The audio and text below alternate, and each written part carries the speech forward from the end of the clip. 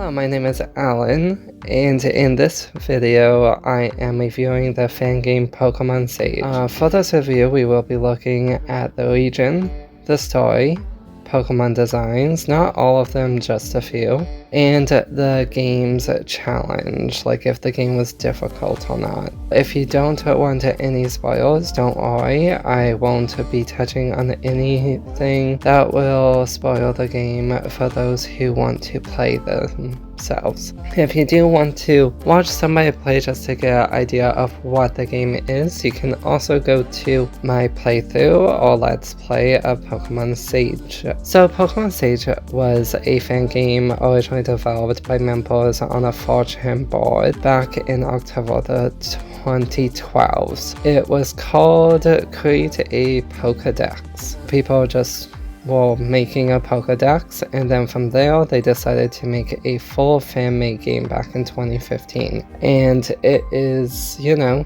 getting up there in age now. It's 11 years later. Today we're just going to review it after playing it and talk a little bit about this fan game. The region.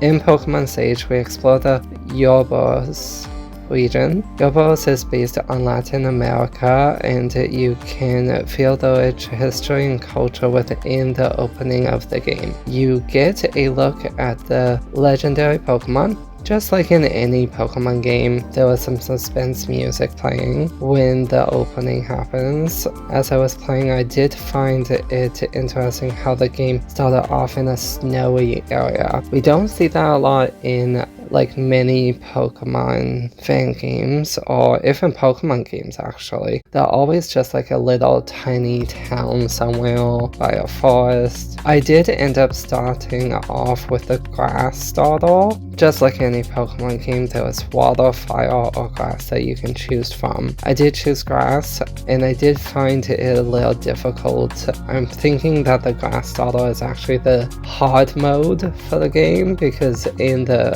original Pokemon games, they did that as well, where Charmander is a little harder to start off with, and then Squirtle's like medium, and Bulbasaur was like easy mode, until you get to the later gyms. It was actually pretty challenging, but I'll get to that in the game's challenge part of this review.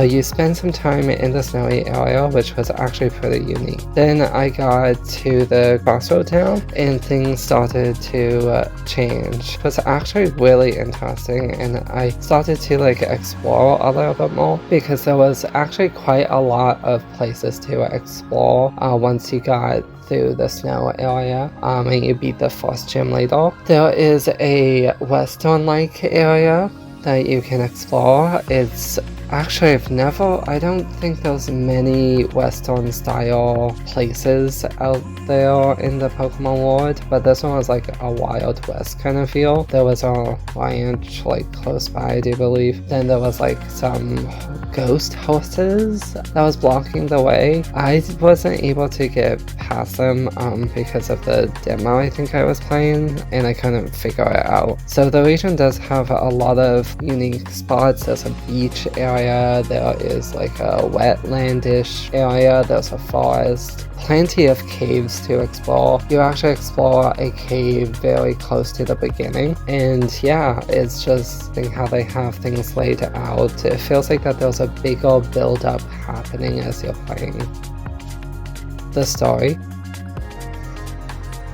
For the story, I actually got confused a bit while I was playing it. The story with the rivals was good. I enjoyed the friendly thought, and then also having a more, I guess you can call him like a rude or battle-oriented rival was a nice touch. At the time this game was being made, we hadn't really seen those kind of rivals pair together compared to like in Pokemon Sword and Shield, we do have BB, who is trying to battle you and challenge you, but then we have Hop, who's like the friendly rival that's just like casually battling you. Have those different mix of rivals now, but like back in 2015, we didn't really have that yet. So it would have been very unique if I was playing it back then, but now it's not as, but still actually kind of nice to see inside of a game, because one of your rivals is like very, like, he's not really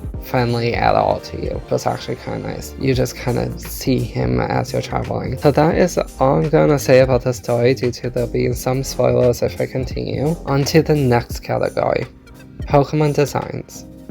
Now, for the Pokemon designs, there are a lot of really good Pokemon designs in Pokemon Sage. With how this game was created, I was expecting more silly and goofy designs. For the designs themselves to not be taken as serious. I wasn't expecting the designs themselves to be taken that serious, but on screen you will be seeing a few designs that are in the game, which I actually think that is actually quite impressive that it was just a farm board that people could go to and like kind of like make monsters together. That was really cool. The question for this section though is, can the monsters that's in this game, the Pokemon that's in this game, be like replaced, or are they as good as Pokemon designs? To me, the answer is very clear. Yes, they are very unique. I wouldn't say that they are better.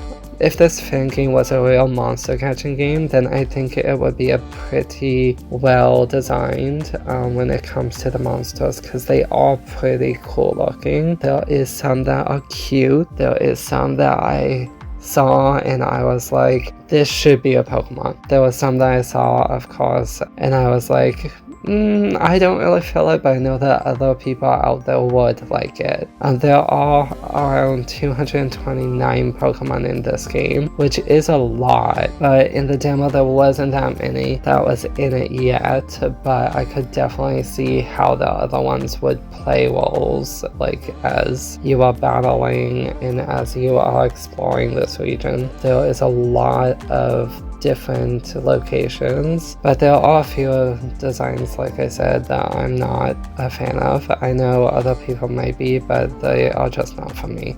Games challenge. So for this section, I need to ask for if the game was challenging. I have to say the gym leader is a wall. I started off with a pretty nice team, but I wasn't ready for the challenge ahead. The first two gym leaders were very challenging, and if you watch my playthrough, link in the description if you want to watch them, you will see just how challenging the first gym and second gym were for me and my team of Pokemon. If this game is ever completed, then I would try out the water or fire starter. I do like the water starter's design a lot more, so I probably would pick that one. And now I know like a little bit of what the first three gym leaders have on their team, and we will see how that goes. That's the end of my review. Out of 10, I will give Pokemon Sage, as it is now, a 4. For what this fan game project is right now, I know it's not completed, but it's just not up there yet. If it was completed, it will probably get a 7 or even a 9 on the, like, is it close enough to be in like a full-fledged game. For me, I actually enjoyed playing it. Play-wise, it was actually very enjoyable. I did finish the demo up to a certain point before I got confused and didn't know what to do. Hope that they do continue to create Pokemon Sage and develop it. I don't know when the last update was, but I do hope that they do. Thank you guys for making it to the end of this video. I know this kind of video isn't my normal playthrough or let's play content, and I might be making more reviews in the future or games I've played. Even if the game isn't completed, I'll still give it a shot. Thank you guys for watching, and I'll see you guys in the next Let's Play. Bye!